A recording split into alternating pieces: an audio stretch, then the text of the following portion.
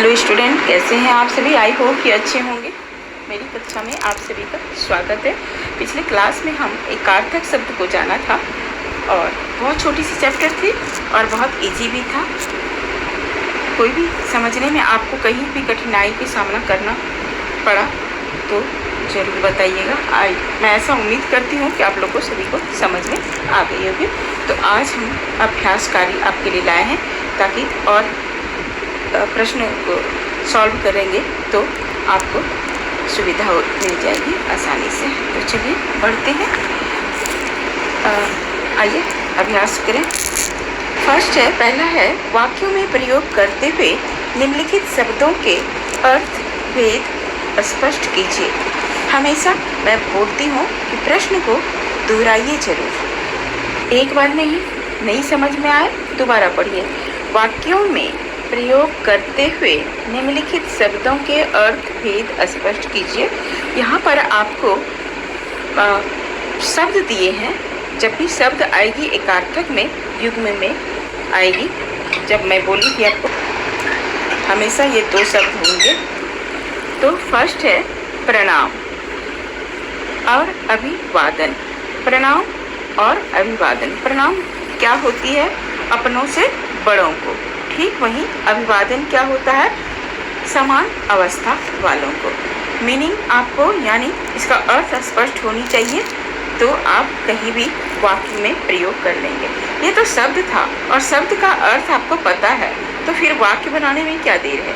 तो प्रणाम का मतलब होता है बड़ों से हमें कैसे किया जाता है। बड़ों को अभिवादन करते हैं? बिल्कुल नहीं, प्रणाम करते हैं। तो यहाँ पर आपको लिखना है हमें अपनों से बड़ों को प्रणाम करना चाहिए। थोड़ी सी पेज जो है कम छोटी पड़ गई थी इसलिए हम थोड़ी सी घने में हमने लिखा हुआ है। थोड़ी सी जूम करके आप देख लीजिएगा। और शब्द जो है ध्यान रहे, जब भी हम कोई वाक्य बनाते हैं तो उस शब्द जो वाक्य बनाने के लिए हमको प्रश्न में पूछा गया है वह शब्द हमें जरूर आना चाहिए। इसका ध्यान रखेंगे आप। तो नेक्स्ट है अभिवादन। अभिवादन समान अवस्था वाले को। तो क्या है? समान अवस्था वाले को हम अभिवादन हमें करनी चाहिए। वाक्य कोई भी हो, जैसे ये भी लिख सकते हैं, प्रधानाचार्य जी ने वार्षिक उत्सव में मुख्य अतिथि का अभिवादन किया। जब आपके स्कूल में एनुअल फंक्शन होती है यानी वार्षिक उत्सव होती है तो बड़ों को हमेशा बुलाए जाते हैं। जो चीफ गेस्ट होती है वो लोग स्कूल की तरफ से उनका अभिवादन करते हैं ना। तो ठीक उसी तरह ऐसे ही अभिवादन को लिखना है वाक्य बनाते हुए। नेक्स्ट है मृत्यु और निधन। मृत्यु और निधन में क्या फ़र्क है बताइए। मृत्यु का मतलब होता है साधारण आदमी की मौत। जैसे हमारे देश में आए न आए दिन डेली मृत्यु होती है, चाहे वो एक्सीडेंट से हो चाहे जैसे भी हो किसी कारणवश। लेकिन आम पब्लिक जो जिनकी मृत्यु होती है उसे हम कहते हैं साधारण आदमी की मौत हो गई। लेकिन वहीं अगर निधन होता है तो क्या बोलते हैं? किसी विशेष व्यक्ति की, जैसे इंदिरा गांधी हैं, पंडित जवाहरलाल नेहरू हैं, महात्मा गांधी हैं, बड़े बड़े लोग हैं, सुषमा स्वराज हैं, तो उनका क्या बोलते हैं हम? निधन हो गया। यही दोनों में फ़र्क है। तो कुछ भी आप इसका वाक्य बनाइए। जैसे मृत्यु का लिखिए, रेल दुर्घटना में 3 व्यक्ति की मौत हो गई, होती है ना। वहीं हम निधन में लिखेंगे कि नेहरू जी का निधन 27 मई 1964 को हुआ था। तो बड़ों का जो मौत की डेट होती है वो हमेशा याद रखनी होती है क्योंकि यह हमारा जनरल नॉलेज का प्रश्न है। समझ में आ रही है सभी को? नेक्स्ट देख लेते हैं। थर्ड है अवस्था और आयु। अवस्था और आयु दोनों में क्या है? अंतर है। अवस्था क्या होता है? अवस्था का मतलब होता है दशा और आयु का मतलब है उम्र, है कि नहीं। तो इसका वाक्य लिखेंगे। अच्छा, एक बात और कि यहाँ पर आप दशा नहीं प्रयोग करेंगे, उनके अर्थ को स्पष्ट नहीं करेंगे। जब भी वाक्य बनाएंगे तो अवस्था में बनाएंगे, ठीक है। तो क्या लिखेंगे? गरीबी के कारण उसकी पढ़ाई छोटी अवस्था में ही छूट गई, है कि नहीं। उसकी आर्थिक सिचुएशन इतनी खराब थी कि बच्चा पढ़ने वाला था, लेकिन उसके फाइनेंशियल प्रॉब्लम की वजह से वह नहीं पढ़ पाया। ऐसे करके आपको वाक्य बनानी है। नेक्स्ट है आयु। क्या लिखेंगे?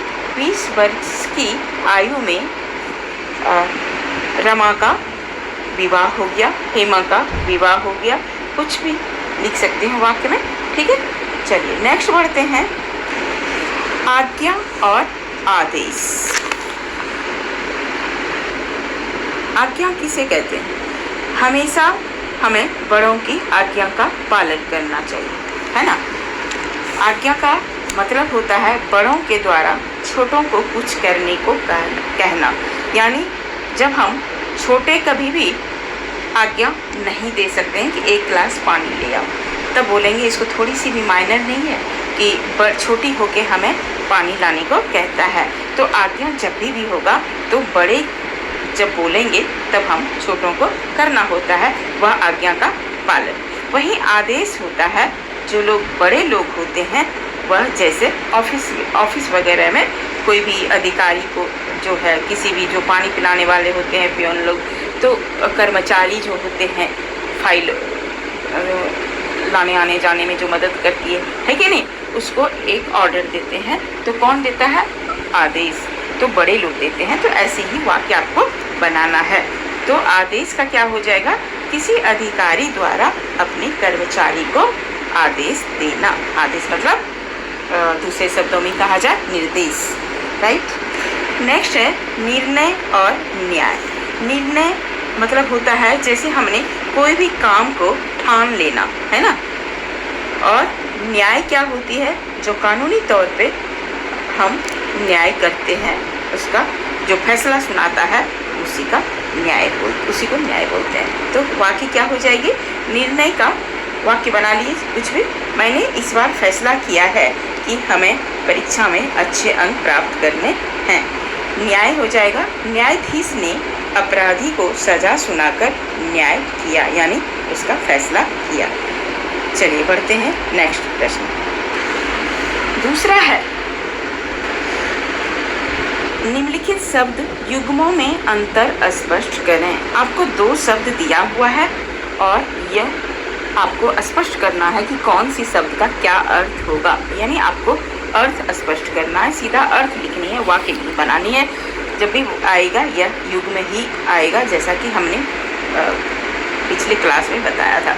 तो पहला है पत्नी और स्त्री। अब पत्नी और स्त्री किसे कहते हैं? एक स्त्री ही पत्नी बनती है किसी की जब उसका शादी हो जाती है, जब उसका विवाह हो जाती है, होती है ना। तो लेकिन जब तक उसकी शादी किसी पर्सन से नहीं होती है तब तक वह स्त्री रहती है, गर्ल्स रहती है, राइट। तो स्त्री का अर्थ होता है कोई भी नारी, कोई भी स्त्री, है कि नहीं। लेकिन जब उसकी शादी हो जाती है तो किसी खास की पत्नी हो जाती है। तो पत्नी और स्त्री में यही फर्क है। तो यहाँ लिखेंगे पत्नी की जगह क्या लिखेंगे? किसी की विवाहिता स्त्री, और स्त्री के जगह लिखेंगे कोई भी नारी। नेक्स्ट है मुनि और ऋषि। दोनों में डिफरेंट है कि नहीं, लेकिन मिलता जुलता है। तो मुनि किसे कहते हैं? धर्म और धर्म तत्वों पर जो विचार करते हैं वो मुनि कहलाते हैं। और वही ऋषि जो होते हैं, जो वेद मंत्रों का उसको प्रकांड पंडित जो होते हैं, जिसको बहुत नॉलेज होती है, उसे वेद मंत्र का उसे हम ऋषि कहते हैं। थर्ड है नमस्कार और प्रणाम। मैंने क्या बोला? नमस्कार और प्रणाम। बड़े को अपनों से प्रणाम कहते हैं और नमस्कार समान अवस्था वाले को हम नमस्कार कहते हैं ना। मिलते हैं तो नमस्ते नमस्कार बोलते हैं। सबसे फर्स्ट पहला है कि माइनर होती है। नंबर 4 है कार्य और कर्तव्य। कार्य क्या होता है? जो हम आवश्यक काम करते हैं, जो भी डेली के, है कि नहीं, समान आवश्यक काम। लेकिन वही कर्तव्य है होता है क्या? हमको यह काम करने की जिम्मेवारी है। जैसे करने योग्य कार्यों की जिम्मेवारी, ये हमारा कर्तव्य है कि हमें यह काम करनी चाहिए, राइट। नंबर 5 है अपराध और पाप। दोनों में बहुत फर्क है। अपराध क्या होता है? यह एक कानूनी शब्द है। जो कानून का उल्लंघन करता है उसे अपराध कहते हैं। और पाप क्या है? यह एक धार्मिक शब्द है। जो ईश्वर के नियमों का उल्लंघन करता है तो वह पाप कहलाता है। राइट। तो यहाँ लिखेंगे कानून का उल्लंघन करना और पाप है ईश्वर के नियमों का उल्लंघन करना। उसी में से ख है, ये दूसरा का क था। ख है नीचे लिखे शब्दों में उपयुक्त शब्द चुनकर वाक्य पूरा करें। फर्स्ट है बस दुर्घटना में 3 व्यक्तियों की डैश हो गई। ब्रैकेट में दिया हुआ है मृत्यु और निधन। आपको पता है मृत्यु आम आदमी की होती है और निधन कोई विशेष आदमी के, बड़े लोगों का। तो यहाँ क्या पूछ रहा है प्रश्न? बस दुर्घटना में 3 व्यक्तियों की डैश हो गई, तो क्या हो जाएगी? मृत्यु। नेक्स्ट है पुत्र ने पिता से डैश मांगी। यहाँ अगर पिता ने पुत्र से होता तब हो जाता आज्ञा, लेकिन यहाँ कह रहा है पुत्र ने पिता से डैश मांगी और ब्रैकेट में है आज्ञा और अनुमति। अनुमति का दूसरा शब्द भी सहमति है। राय लेते, राय भी है तीसरा शब्द। एक शब्द के कई अर्थ होते हैं। तो क्या हो जाएगा? पुत्र ने पिता से अनुमति मांगी। नंबर 3 है मेरी डैश धार्मिक स्वभाव की है। ब्रैकेट में पत्नी और स्त्री। अगर यहाँ स्त्री होता तो यहाँ मेरी नहीं होती, है कि नहीं? वो किसी की भी हो जाती, लेकिन यहाँ खास मेरी है शब्द। मेरी किसी एक ही पर्सन का पत्नी होती है, तो वहाँ है मेरी डैश धार्मिक स्वभाव की है। तो ब्रैकेट को देखते हुए यहाँ आप लिखेंगे मेरी पत्नी धार्मिक स्वभाव की है। नंबर 4 है वह राहगीर डैश में सो गया और ब्रैकेट में है परछाई और छाया। तो यह कह रहा है वह राहगीर। राहगीर किसे कहते हैं? जैसे हम कहीं दूर से रास्ते में जा रहे हैं तो वहाँ हम वृक्ष में की छाया। यहाँ जब छाया है एक परछाई होता है। परछाई जब हम चलते हैं तो हमारे साथ साथ भी चलता है। कई बार आपने धूप में अक्सर ऐसे देखा होगा कि जब आप चल रहे हैं तो आपकी परछाई जो है साइड में वो भी चलती जा रही है। बचपन में हम भी इस बात को कंफ्यूज करते थे। मम्मा को कहते थे कि मम्मा मैं जब चलती हूँ तो कोई और मेरे साथ चलता है। तो मम्मा ने समझाया नहीं बेटा, आपकी परछाई चलती है, यानी वह छाया नहीं कहला सकती है। छाया का मतलब होता है वृक्ष की छाया। तो वह राहगीर जो रास्ते में चलते हैं वह अक्सर कहाँ सो जाते हैं? कहीं पीपल का पेड़ देख लिया, कहीं कोई घने वृक्ष देख लिया तो उसके नीचे सो जाते हैं। अक्सर गांव में ये देखा जाता है। हालांकि पेड़ जो है हमें ऑक्सीजन देती है, इसलिए हमें सोना भी चाहिए। कब? दिन में, रात में नहीं। चलिए, तो वह राहगीर यहाँ लिखेंगे छाया में सो गया। नेक्स्ट है प्रत्येक व्यक्ति को डैश रहने की आदत डालनी चाहिए। ब्रैकेट में है मूक और मौन। दोनों का अर्थ देख लेते हैं। मूक का होता है गूंगा, जो बोल ना सके, वो बिल्कुल चुप रहेगा, गूंगा। इसको मतलब कुछ वर्ड्स उसके मुंह से नहीं निकल सकते हैं। मूक, बधिर, ये सब सुनने को शब्द मिलता है। और वहीं मौन का मतलब होता है चुप रहना, यानी वह बोलता तो है लेकिन थोड़ी देर के लिए वह मौन रहता है, यानी बोलने का इच्छा नहीं करना। तो कई बार ऐसा हो जाता है जब आदमी इरिटेट हो जाता है किसी भी चीज़ से, किसी से उसको नफरत हो जाती है, चुपचाप मौन रहता है, चाहे वो 5 मिनट के लिए हो या 10 मिनट के लिए हो। तो मौन की अवस्था में जब वह रहता है तो किसी से उसको बात करने का दिल नहीं करता है, इसे ही हम मौन कहते हैं। तो प्रश्न में हो जाएगा प्रत्येक व्यक्ति को डैश रहने की आदत डालनी चाहिए, यानी मौन रहने की आदत डालना चाहिए। हमेशा बक बक बक बक नहीं करनी चाहिए, थोड़ी देर के लिए चुप भी रहना चाहिए। समझ में आ रही है ना? चलिए, लास्ट प्रश्न है ग। स्तंभ अ का मिलान स्तंभ ब से करें। यह हमेशा पूछा जाता है कई बार। तो स्तंभ अ में शब्द दिए हुए हैं, स्तंभ ब में उसकी मीनिंग यानी उसका अर्थ दिया हुआ है।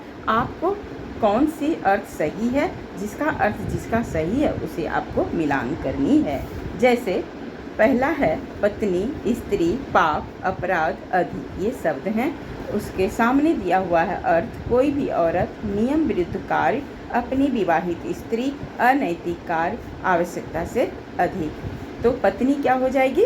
अपनी विवाहित स्त्री, उसमें मिलान करनी है। स्त्री कोई भी औरत। पाप अनैतिक कार्य, जो भी गलत हम करते हैं आए दिन, वह अनैतिक कार्य, जो पाप छोटी हो या बड़ी, हम झूठ बोल रहे हैं, वह भी पाप के कैटेगरी में आती है। अपराध नियम विरुद्ध कार्य, जो कि फांसी की सज़ा दिया जाता है, उसे हम कोई भी कानून के द्वारा विरुद्ध कार्य करते हैं तो उसे हम अपराध करते हैं। और है अधिक, अधिक होता है आवश्यकता से अधिक। चलिए, आज तक यही है अभ्यास का कार्य। आई होप कि समझ में आ गई है, और अभ्यास जो है करना हमें बहुत ज़रूरी है, ताकि इससे और क्लैरिटी हो जाती है और समझ में क्लियर से समझ में आ जाती है। इसीलिए हम प्रश्न का उत्तर करते हैं और हर प्रश्न का सॉल्व हम अच्छे पूरे डिटेल से आपको बताते हैं, ताकि आपको अच्छे से समझ में आ जाएगी। तो आज की क्लास यही रहने देते हैं, मिलते हैं नेक्स्ट क्लास में। तब तक के लिए take care and bye bye.